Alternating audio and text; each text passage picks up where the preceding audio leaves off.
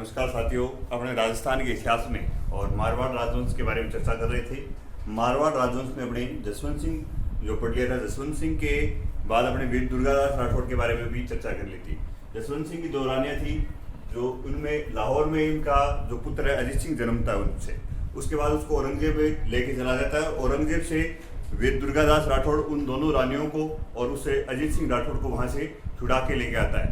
तो इसे मारवाड़ के राठौड़ों का अणबिंदिया मोती कहा जाता है। वीर दुर्गादास राठौड़ को मारवाड़ के राठौड़ों का यूलिसेस कहा था कर्नल जेम्स टॉड ने। राठौड़ वंश का उदारक भी माना जाता है वीर दुर्गादास राठौड़ को। एक तो ये आप ध्यान में रखना, वीर दुर्गादास राठौड़ जब यहाँ अजीत सिंह यहाँ मारवाड़ का शासक बनता है तो उसको ये वीर दुर्गादास राठौड़ को देश निकाला दे देता है।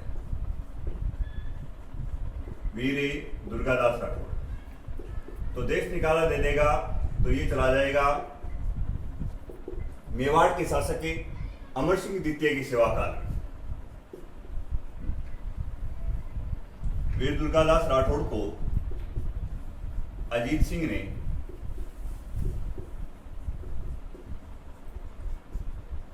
देश निकाला दिया।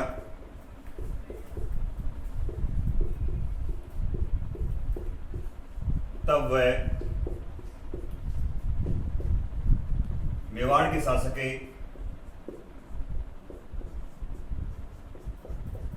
अमर सिंह द्वितीय के बाद से चले जाते हैं। ये आपको थोड़ा ध्यान में रखना है।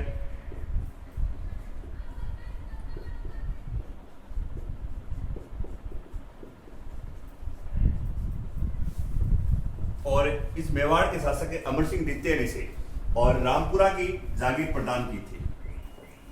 रामपुरा की जागीर प्रदान की वीर दुर्गादास राठौड़ को। और यही इनका क्या है, स्मारक है। वीर दुर्गादास राठौड़ का आपसे पूछ सकता है कि इनका स्मारक कहाँ है, तो रामपुरा गांव में है। और रामपुरा गांव जो है शिप्रा नदी के तट पे बसा हुआ है। ये आपको थोड़ा ध्यान में रखना है। तो वीर दुर्गादास जो राठौड़ है उनको अजीत सिंह ने देश निकाला दिया। देश निकाला देने के बाद ये मेवाड़ के शासक जो है अमर सिंह द्वितीय के पास चले जाते हैं। अमर सिंह द्वितीय ने इसे रामपुरा की जागीर प्रदान की और वहीं इसे वीर दुर्गादास राठौड़ का क्या बना हुआ है, स्मारक बना हुआ है। अब इस समय मारवाड़ में जसवंत सिंह की तो मृत्यु हो जाती है, तो औरंगजेब जो है, औरंगजेब ने इससे मारवाड़ क्षेत्र को और खालसा प्रदेश घोषित कर दिया था। तो इससे पहले भी एक बार मारवाड़ खालसा घोषित हुआ था चंद्रसेन की मृत्यु के बाद।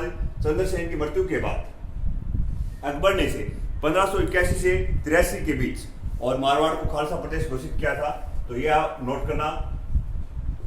औरंगजेब ने जसवंत सिंह की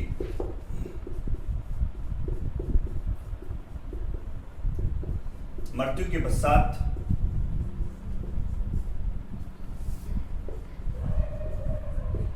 मारवाड़ को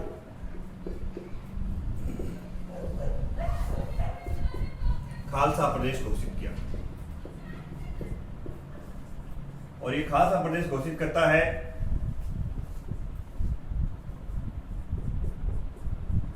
1678 से 1707 ईस्वी तक। ये आपको ध्यान में रखना है। काफी लंबे समय तक खालसा प्रदेश रहा। खालसा प्रदेश सीधा का सीधा करने का मतलब केंद्र सरकार के अधीन ये राज्य आ गया था। दिल्ली से इसकी देखरेख औरंगजेब कर रहा था। तो ये आपको ध्यान में रखना है कि मारवाड़ का जो प्रदेश है वो दूसरी बार खालसा प्रदेश कब घोषित हुआ, तो वो 1678 से 1707 ईस्वी के मध्य औरंगजेब ने से दूसरी बार खालसा प्रदेश से घोषित किया था। उसके बाद अपने यहाँ का शासक बनेगा अजीत सिंह राठौड़। अजीत सिंह राठौड़ हेडिंग डालना, अजीत सिंह राठौड़। अगला जो शासक है मारवाड़ का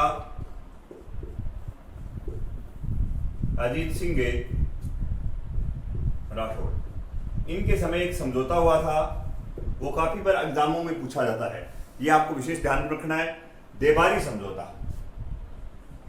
तो देवारी आपको पता है जगह कहाँ है, देवारी उदयपुर में है। देवारी समझौता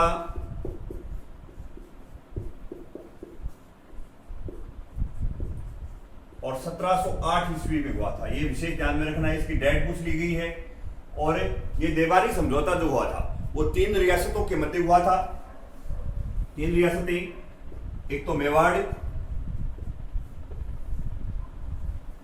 मारवाड़ और आमेर। इन 3 रियासतों के मध्य यह देवारी समझौता हुआ था। मेवाड़ का इस समय शासक है अमर सिंह द्वितीय।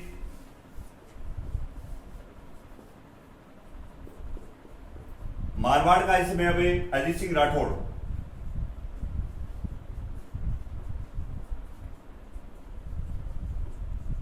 और एक आमेर का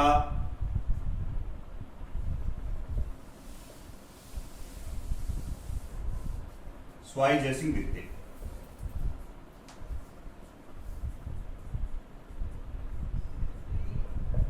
ये आपको ध्यान में रखना है। ये जो देवारी समझौता हुआ था इसकी शर्त ये रखी थी अमर सिंह ने। इसका देवारी समझौता का जो उद्देश्य ये था, खोया हुआ इन दोनों रियासतों के पास इस समय क्या है, साम्राज्य नहीं था। न तो मारवाड़ के अजीत सिंह के पास साम्राज्य है, न आमेर के शासक स्वाई जय सिंह के पास भी क्या है, साम्राज्य नहीं है। तो उद्देश्य तो क्या था इसका, खोया हुआ साम्राज्य प्राप्त करना। खोया हुआ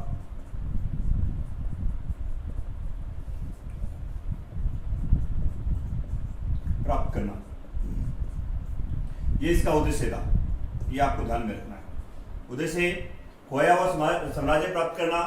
पर मेवाड़ के शासक अमर सिंह द्वितीय ने एक शर्त रख दी। शर्त ये रखी, शर्त जो रखी वो नोट करना आप। इससे मेवाड़ के शासक अमर सिंह द्वितीय की एक पुत्री थी जिसका नाम था चंद्र कंवरी। चंद्र कंवरी का विवाह इसने किया था स्वाई जय सिंह द्वितीय के साथ, कि मेरी पुत्री के साथ आप विवाह कर लो और इनसे जो उत्पन्न पुत्र होगा वो क्या है, आमेर का शासक बनेगा। इस समझौते की शर्त ये थी, इनसे उत्पन्न पुत्र आमेर का शासक बनेगा।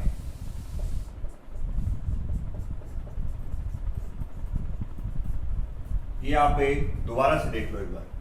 देवारी समझौता उदयपुर में हुआ, 1708 ईस्वी में हुआ। देवारी समझौता 3 रियासतों के मध्य हुआ। मेवाड़ का अमर सिंह द्वितीय, मारवाड़ के अजीत सिंह राठौड़ और आमेर के स्वाई जय सिंह द्वितीय। देवारी समझौते का उद्देश्य यह था कि खोया हुआ साम्राज्य प्राप्त करना। शर्त इस मेवाड़ के शासक अमर सिंह द्वितीय ने यह शर्त रख दी, बोले मैं आपको खोया हुआ राज्य तो दिला दूंगा, पर मेरी शर्त यह है कि मेरी एक पुत्री है चंद्र कंवरी, जिसके साथ आपको स्वाई जय सिंह क्या करना पड़ेगा, विवाह करना पड़ेगा, और उससे उत्पन्न जो पुत्र होगा वो आमेर का क्या बनेगा, शासक बनेगा। ये इसकी शर्त थी। इससे देवारी समझौते का जो नेतृत्व कर रहे थे मेवाड़ के शासक अमर सिंह द्वितीय। अब दिल्ली में इस समय जो शासक है, औरंगजेब की तो मृत्यु हो जाती है। अगला शासक यहाँ का बनता है बहादुर शाह प्रथम।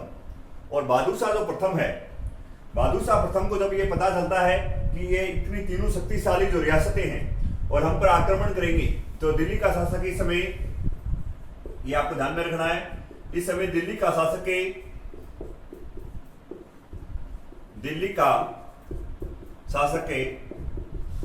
बहादुर शाह था, बहादुर शाह प्रथम। जब इस बात का बहादुर शाह प्रथम को पता चलता है कि इतनी तीनों मेवाड़, मारवाड़ और आमेर तीनों शक्तिशाली रियासतें अपने पे आक्रमण करेंगी तो अपने युद्ध तो जीत नहीं पाएंगे, तो इसलिए इस बहादुर शाह प्रथम ने ये इनसे मेवाड़ में ये संदेश भिजवाया था कि आप इन दोनों की ये बोलो कि ये हमसे माफी मांग ले, तो हम इनको अपना ये जो इनका खोया हुआ साम्राज्य वैसे ही दे देंगे। तब ऐसा बताया जाता है कि मेवाड़ के शासक अमर सिंह द्वितीय ने और मारवाड़ के शासक अजीत सिंह राठौड़ को साम्राज्य दिलाया, और उधर आमेर के शासक स्वाई जय सिंह द्वितीय को उनका खोया हुआ साम्राज्य दिलवाया था। आगे नोट करना, इस अजीत सिंह के 2 पुत्र और 2 पुत्रियां थी। अजीत सिंह के 2 पुत्र और 2 पुत्रियां थी। देखना, इसके बड़े पुत्र का नाम था अभय सिंह, छोटे पुत्र का नाम मिलता है बकत सिंह नाम था, बकत सिंह। इसके अलावा एक पुत्री थी इसकी जिसका नाम है सूरज कंवरी, सूरज कंवरी, और एक पुत्री थी इंदिरा कंवरी। अब देखो, ये आपको ध्यान में रखना है। इसके बड़ा पुत्र जो था अभय सिंह, छोटा भगत सिंह, दो पुत्रियां, एक तो सूरज कंवरी, एक है इंदिरा कंवरी। बड़े भाई अभय सिंह के कहने पर भगत सिंह ने अपने पिता अजीत सिंह राठौड़ की क्या कर दी, हत्या कर दी। तो ये आपको ध्यान में रखना है, अपने पिता की हत्या कर दी।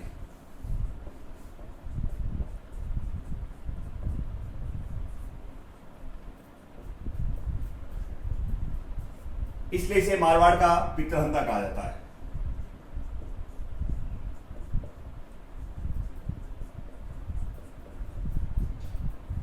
मारवाड़ का पितृहंता। इससे पहले भी हत्या की थी मालदेव ने अपने पिता गांगा की, तो वो भी आपको याद में रखना है। तो मारवाड़ का तो ये दूसरा पितृहंता माना जाता है। सूरज कंवरी, सूरज कंवरी का जो विवाह है अजीत सिंह ने और आमेर के शासक स्वाई जय सिंह द्वितीय से किया।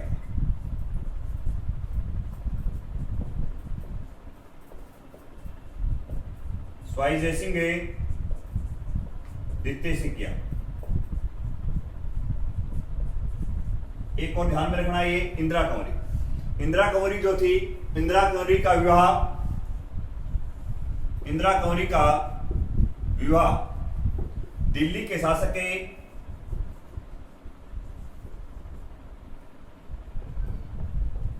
फरकुरशेर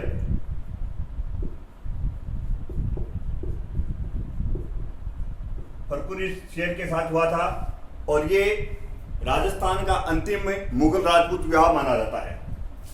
राजस्थान का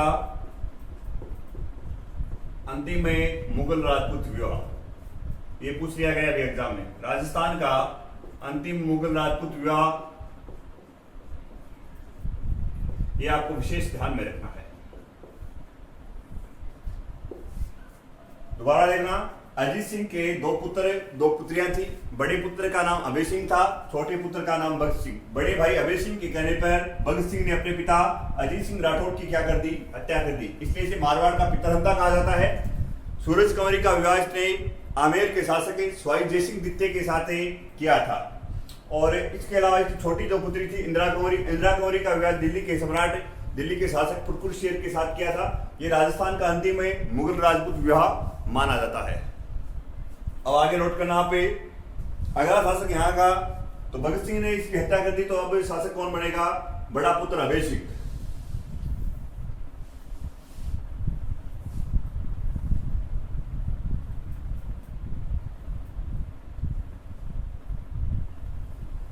अभय सिंह का नाम लेते ही आपको एक घटना याद आती होगी। यह घटना जो है 12 सितंबर 1730 की थी। अभय सिंह जो था, अभय सिंह के समय खेजड़ी की घटना हुई थी। यह आपको विशेष ध्यान में रखना है। अभय सिंह जो है, अभय सिंह को मेहरानगढ़ दुर्ग का क्या करवाना था, पुनर्निर्माण करवाना था। मेहरानगढ़ दुर्ग का पुनर्निर्माण के लिए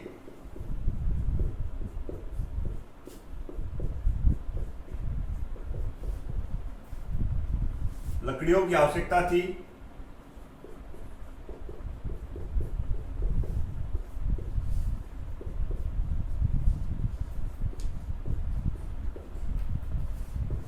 तो अपना एक सेनापति था, सेनापति का नाम है गिरधारी।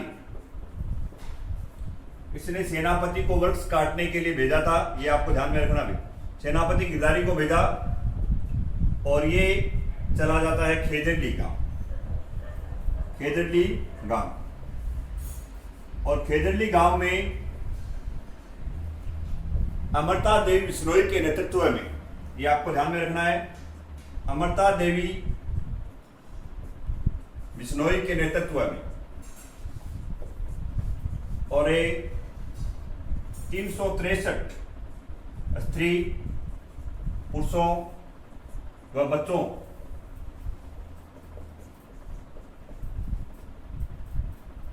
की बलिदानी दी गई।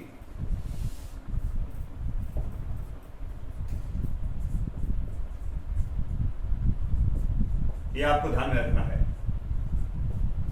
अमृता देवी बिश्नोई के नेतृत्व में 363 स्त्रियों, पुरुषों और बच्चों ने यहाँ क्या बलिदानी दी और खेजड़ियों के चिपक चिपक की ये बलिदानी दी, इसलिए इसे राजस्थान का चिपको आंदोलन कहा जाता है।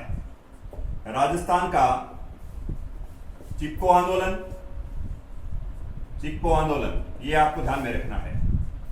तो इससे जोधपुर के खेजड़ली गांव में विश्व का एकमात्र वृक्ष मेला लगता है जो भाद्रपद शुक्ल दशमी को लगता है, जिसे तेजा दशमी भी कहा जाता है। तो ये आपको ध्यान में रखना। दोबारा देखना, अभय सिंह के समय ये जो घटना हुई थी, ये घटना है 12 सितंबर 1730 की।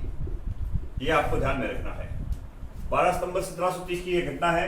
मेहरानगढ़ दुर्ग के पुनर्निर्माण के लिए और क्या है, लकड़ियों की आवश्यकता थी। लकड़ियों के ये जो महल बनते थे चूने के बनते थे और चूना उस समय क्या है, लकड़ियों से मिलता था। लकड़ियों को जलाकर उसके चूने का निर्माण किया जाता था। इसलिए इसने अपने सेनापति गिरधारी को भेजा और गिरधारी जो चला गया वृक्ष काटने के लिए खेजड़ली गांव में। और खेजड़ली गांव में अमृता देवी बिश्नोई के नेतृत्व में और 363 स्त्री पुरुष और बच्चों के साथ यहाँ इनकी बलिदानी दी गई।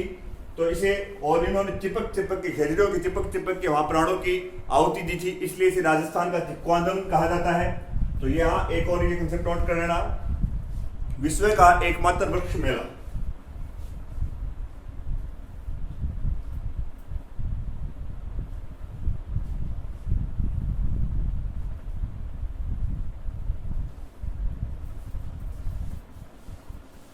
विश्व का एकमात्र वृक्ष मेला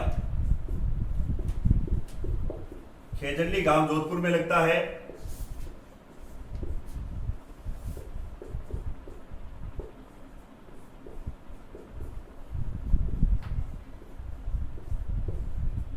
भाद्रपद शुक्ल दशमी के दिन लगता है।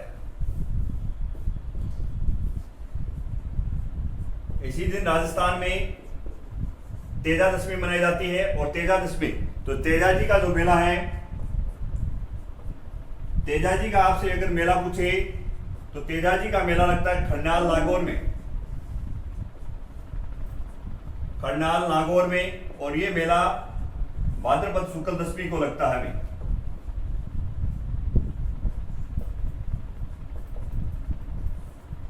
और तेजा जी का अगर आपसे पशु मेला पूछ ले तो ये क्वेश्चन कंफ्यूज करने वाला क्वेश्चन है। तेजा जी का पशु मेला जो है वो सबको ये पता है कि तेजा जी का पशु मेला परबतसर नागौर लगता है। पर ये आपको यहाँ ये ध्यान में रखना है, ये मेला लगता कब से कब है। तो ये मेला श्रावण पूर्णिमा से और भाद्रपद अमावस्या तक लगता है। श्रावण पूर्णिमा से भाद्रपद अमावस्या, ये आपको ध्यान में रखना है। तो दोबारा देख लो, विश्व का एकमात्र वृक्ष मेला जो खेजड़ली गांव में लगता है, जोधपुर में लगता है, भाद्रपद शुक्ल दशमी को लगता है। तेजा जी का जो मेला है वो खरनाल नागौर में लगता है इसी दिन, भाद्रपद शुक्ल दशमी के दिन। और तेजा जी का अगर आपसे पशु मेला पूछे तो वो परबतसर नागौर में लगता है, जो कि श्रावण पूर्णिमा से भाद्रपद अमावस्या तक के लगता है। अब आगे नोट करना आप, अगला जो शासक है, अगला शासक है भगत सिंह। भगत सिंह का कोई विशेष विवरण नहीं मिलता है। भगत सिंह के बाद यहां का शासक बनता है विजय सिंह। भगत सिंह ने बस इतना याद रखना भगत सिंह को आपको कि इसने अपने पिता की हत्या कर दी, इसलिए इसे मारवाड़ का पितृहंता कहा जाता है। तो अगला शासक आप डालना विजय सिंह। विजय सिंह जो है, विजय सिंह की एक दासी थी, विजय सिंह की एक दासी थी, या ऐसे पासवान बोल दो आप, जो पासवान तो थी उसका नाम था गुलाब राय। और इसे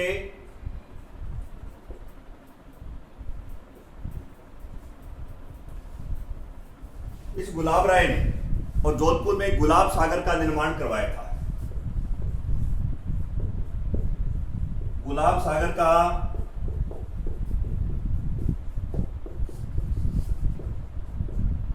निर्माण जोधपुर में गुलाब राय ने करवाया। ये आपको ध्यान में रखना है। गुलाब राय ने करवाया। इसके अलावा आपको ये ध्यान में रखना है कि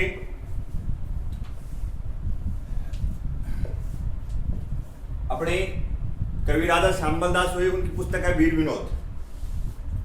राजस्थान के इतिहास में वीर विनोद जो पुस्तक है वो कवि राजा श्यामल दास, तो कवि राजा श्यामल दास के अनुसार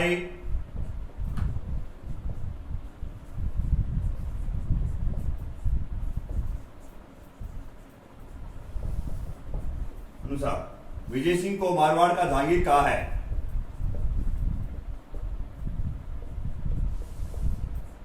मारवाड़ का जहांगीर, और मारवाड़ का ये विजय सिंह जहांगीर है, तो नूरजहां कौन होगी? गुलाब राय होगी। ये आपको थोड़ा ध्यान में रखना है। तो मैंने ये याद रखना है कि गुलाब सागर जो है उसका निर्माण किसने करवाया था? गुलाब राय ने करवाया था, जोधपुर में करवाया था। आगे नोट करना, अगला शासक बनता है तखत सिंह। विजय सिंह के बाद अगला जो शासक है वो तखत सिंह बनता है, और तखत सिंह ने 1857 की जो क्रांति हुई थी उसमें अंग्रेजों की इसने क्या की थी? सहायता की थी। ये आपको ध्यान में रखना है तखत सिंह के बारे में। नोट करना, अगला शासक है तखत सिंह। अगला शासक जो है मारवाड़ का है तखत सिंह। तखत सिंह को याद ये रखना है, 1857 की क्रांति में इसने अंग्रेजों की क्या की थी? सहायता की थी। 1857 की क्रांति में अंग्रेजों की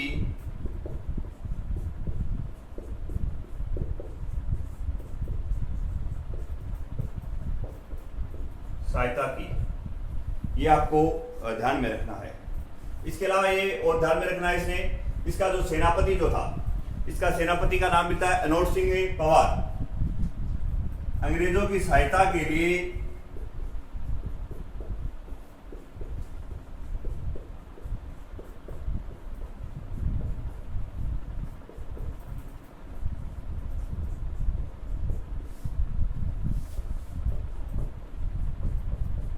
अपने सेनापति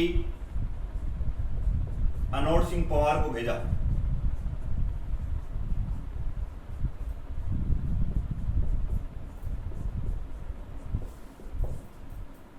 ये आपको ध्यान में रखना है।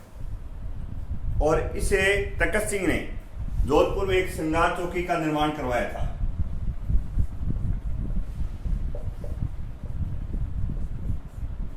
श्रृंगार चौकी का निर्माण करवाया मेहरानगढ़ दुर्ग में।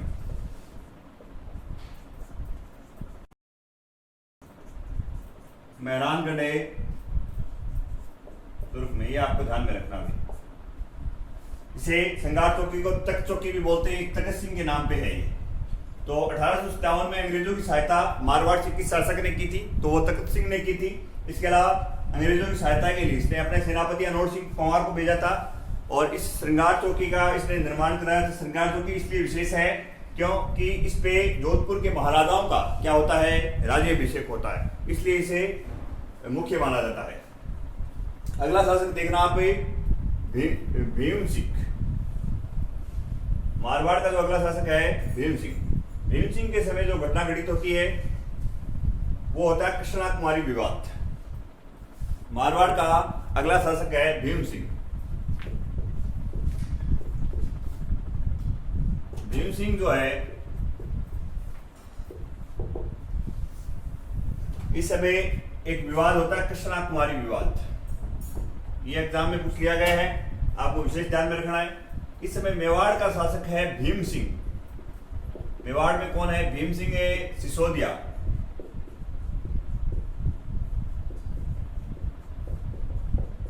मारवाड़ में है, मारवाड़ में है भीम सिंह राठौड़, और आमेर का इस समय शासक है जगत सिंह कछावा।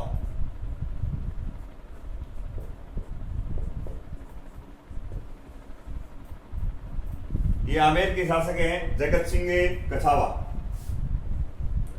अब देखो ये मैटर क्या होता है इसमें कि भीम सिंह सिसोदिया की एक पुत्री थी, पुत्री का नाम है कृष्णा कुमारी। ये जो कृष्णा कुमारी जो थी, इसकी सगाई पहले इसे मारवाड़ के शासक के साथ भीम सिंह के साथ होती है। इसकी सगाई के बाद क्या है, भीम सिंह की मृत्यु हो जाती है, और भीम सिंह की जब मृत्यु हो जाती है तब इस भीम सिंह सिसोदिया ने, और ये सगाई किसके साथ कर दी, आमेर के शासक जगत सिंह कसावा के साथ। तो पहली सगाई किसके साथ की थी, मारवाड़ के शासक भीम सिंह के साथ की थी, भीम सिंह सिसोदिया की पुत्री कृष्णा कुमारी की। और दूसरी जो सगाई है, इसने सगाई यहाँ से तोड़कर इसने आमेर के शासक जगत सिंह कसावा के साथ कर दी। इससे भीम सिंह का एक भाई था जिसका नाम मिलता है मान सिंह। मान सिंह ने इसे मेवाड़ के शासक भीम सिंह जो है, भीम सिंह सिसोदिया को ये कहा कि हमारे राठौड़ों का आया हुआ नारियल कभी वापस नहीं जाता है, तो आप इसे दूसरी रियासत में इसका विवाह ना करके आप इनका विवाह कृष्णा कुमारी का विवाह मेरे साथ कर दो। पर भीम सिंह सिसोदिया ये बात मानता नहीं है, और इसका जो सगाई है वो किसके साथ कर दी, जगत सिंह कसावा के साथ कर दी। तब एक युद्ध होता है जिसका नाम है गिंगोली का युद्ध, ये आपको ध्यान में रखना है। गिंगोली का युद्ध, और गिंगोली का जो युद्ध होता है वो 1807 में होता है, ये आपको ध्यान में रखना है। गिंगोली का युद्ध कब होता है, 1807 में होता है, 13 मार्च 1807 को होता है। 13 मार्च 1807 जो गिंगोली जो स्थान है वो परबतसर नागौर में है, और ये युद्ध जो लड़ा गया था,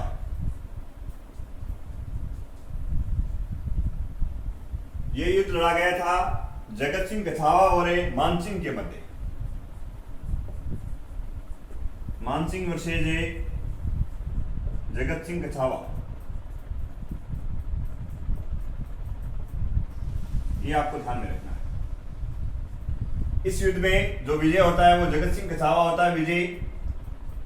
पर ये जो है मान सिंह क्या है, अब भी मान नहीं रहा, बार बार कभी आमेर के शासक जगत सिंह कसावा को परेशान करता है, कभी मेवाड़ के शासक भीम सिंह सिसोदिया को परेशान करता है।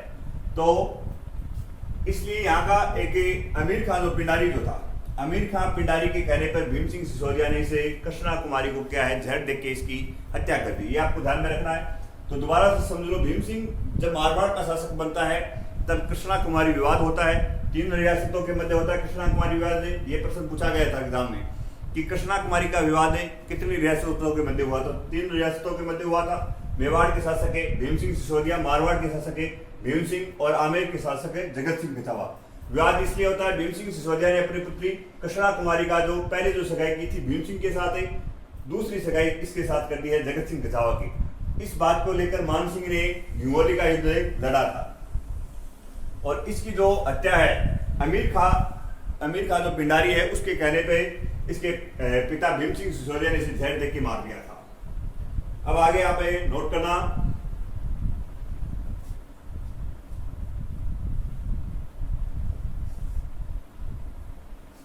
अगला जो शासक है मान सिंह।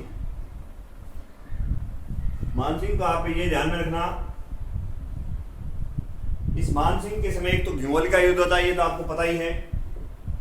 मान सिंह के समय आपको 3-4 बातें ही ध्यान में रखनी है। मान सिंह के समय एक तो गिंगोली का युद्ध,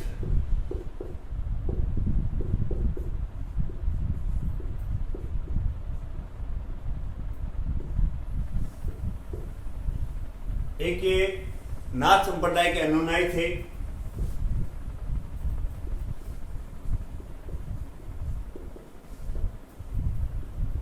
तो इसने एक नाथ संप्रदाय बनाया। फिर इसे नाथ संप्रदाय के गुरु थे इसके, उनके आशीर्वाद से उन्होंने ये कहा था कि आप जल्दी यहाँ के मारवाड़ के क्या बनोगे, शासक बनोगे। तो इस नाथ संप्रदाय के लिए इसने और जोधपुर में एक महामाया मंदिर बनाया। महामाया मंदिर, महामाया मंदिर है किससे संबंधित है, नाथ संप्रदाय से संबंधित है, ये आपको ध्यान में रखना है।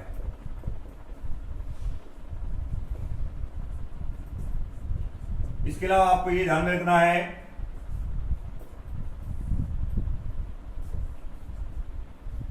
इसने एक मेहरानगढ़ दुर्ग में मान प्रकाश पुस्तकालय बनाया था, ये आपको ध्यान में रखना है। मान प्रकाश से पुस्तकालय।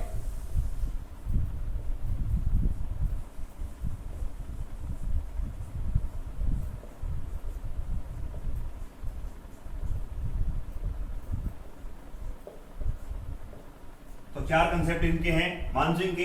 एक तो गंगौली का युद्ध लड़ता है ये, एक इसने नाथ संप्रदाय बनाया था और नाथ संप्रदाय से संबंधित इसने एक मंदिर बनाया जिसे महामाया मंदिर कहते हैं। एक इसने मान प्रकाश पुस्तकालय बनाया था। इस मानसिंह ये मारवाड़ का वह शासक है जिसने 1818 ईस्वी में और अंग्रेजों के साथ क्या की, इसने साइक संधि की थी। 1818 ईस्वी में अंग्रेजों के साथ या ईस्ट इंडिया कंपनी के साथ इसने साइक संधि की थी।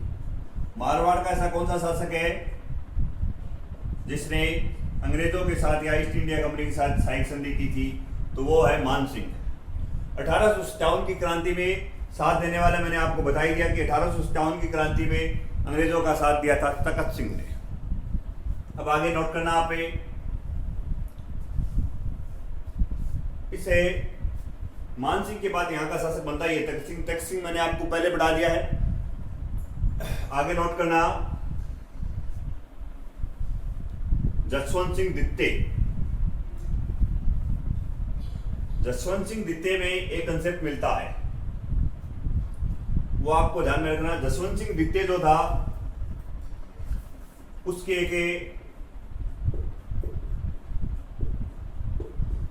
जसवंत सिंह सेकंड, इसकी एक दासी थी जिसका नाम मिलता है नैनी भक्तन। ये विशेष आपको ध्यान में रखना है। दासी का नाम क्या है? नैनी भक्तन। और इस नैनी भक्तन के प्यार में ये जसवंत सिंह क्या है, पागल हो गया था। तो सर प्रताप सिंह के कहने पर, सर प्रताप सिंह कौन थे? सर प्रताप सिंह ये इस जसवंत सिंह के कनिष्ठ भ्राता थे। जसवंत सिंह का क्या था, ये भाई था। सर प्रताप सिंह के कहने पर 1883 ईस्वी में स्वामी दयानंद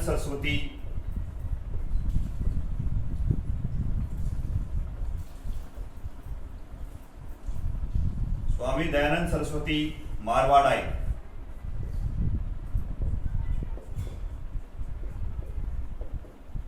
और ये स्वामी दयानंद सरस्वती वही हैं जो आर्य समाज के क्या है, संस्थापक माने जाते हैं।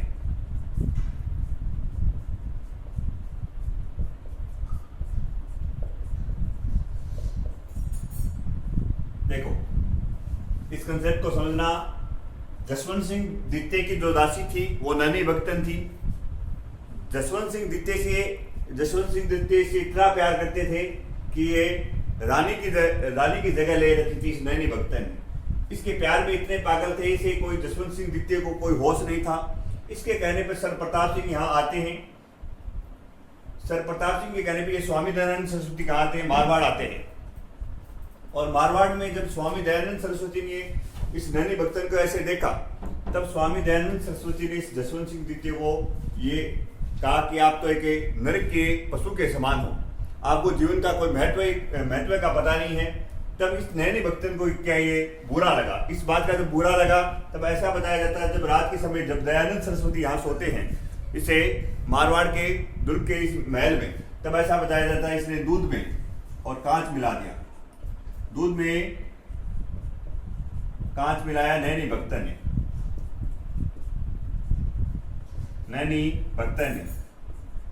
और जिससे स्वामी दयानंद सरस्वती की क्या हो गई, मृत्यु हो गई।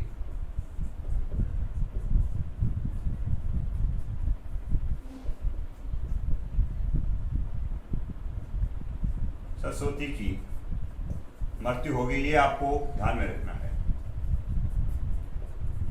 तो ये स्वामी दयानंद सरस्वती किसके कहने पे मारवाड़ आए थे? तो सर प्रताप सिंह के कहने पे इसकी स्वामी दयानंद सरस्वती की जो मृत्यु है वो इस नैनी भक्तन ने की थी। दूध में क्या मिला दिया, पिसा हुआ कांच मिला दिया था। और ये जसवंत सिंह द्वितीय की क्या थी, नैनी भक्तन थी। इसके अलावा आपको ध्यान में रखना है, अगला जो शासक है सरदार सिंह।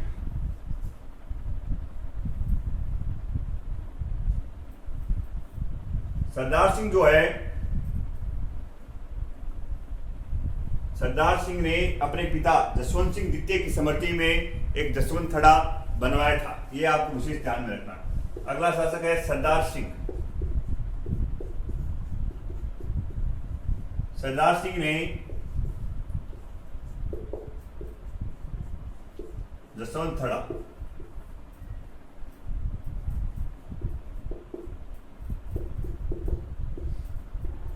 अपने पिता जसवंत सिंह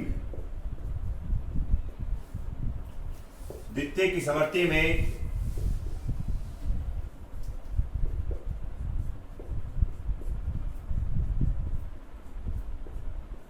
मेहरानगढ़ दुर्ग के पास बनवाया।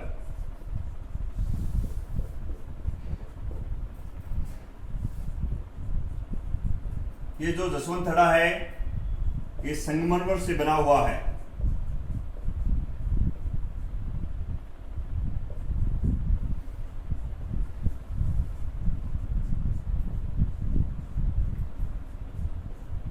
इसे राजस्थान का ताजमहल कहा जाता है। इसे राजस्थान का और एक ताजमहल कहा जाता है। यह आपको ध्यान में रखना है। तो अगला जो शासक है वो था सरदार सिंह। सरदार सिंह ने एक काम किया, वो आपको विशेष ध्यान में रखना है। इसने अपने पिता जसवंत सिंह की याद में क्या बना दिया, जसवंत थड़ा, और जिसे राजस्थान का ताजमहल कहते हैं, और ये संगमरमर से बना हुआ है। ये आपको ध्यान में रखना है। आगे उसके बाद सरदार सिंह के बाद अगला शासक बनता है सुमेर सिंह। सुमेर सिंह का कोई विशेष महत्व नहीं है। सुमेर सिंह ने पहले विश्व युद्ध में क्या लिया था, भाग लिया था। इसके अलावा आपको एक शासक और याद रखना है जिसका नाम है उमेद सिंह। उमेद सिंह जो है, उमेद सिंह ने आपको इनका एक ही कंसेप्ट याद रखना है, इसने उमेद भवन पैलेस का निर्माण करवाया था। उमेद सिंह, उमेद सिंह में जो कंसेप्ट है आपको ये याद रखना है, इन्होंने उमेद भवन पैलेस का निर्माण करवाया। इन्होंने उमेद भवन पैलेस का निर्माण करवाया।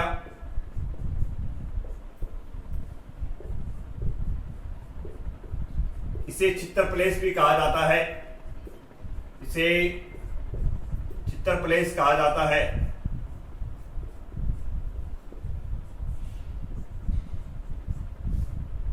चित्तर पत्थर लगे हुए हैं तो इसलिए इसे चित्तर पैलेस भी कहा जाता है। तो ये आपको विशेष ध्यान रखना है कि उमेद भवन किसने बनाया, तो उमेद सिंह ने बनाया। तो सीधा प्रश्न पूछता है कि चित्तर पैलेस ज्यादा पूछता है, तो चित्तर पैलेस किसने बनवाया था, उमेद सिंह ने बनवाया था। ये आपको विशेष ध्यान में रखना है। ये जो चित्तर पैलेस है इंडो कॉलोनियल कला का एक अनूठा उदाहरण माना जाता है। इंडो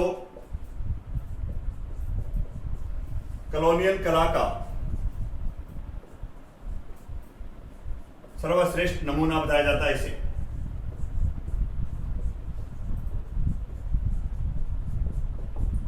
इसके अलावा आपको लास्ट याद रखना है भगत सिंह द्वितीय। भगत सिंह द्वितीय जो है इसे मारवाड़ का भागित कहा जाता है। भगत सिंह द्वितीय, इन्हें मारवाड़ का भागित कहा जाता है। भगत सिंह सेकंड, इसे मारवाड़ का भागित कहा जाता है।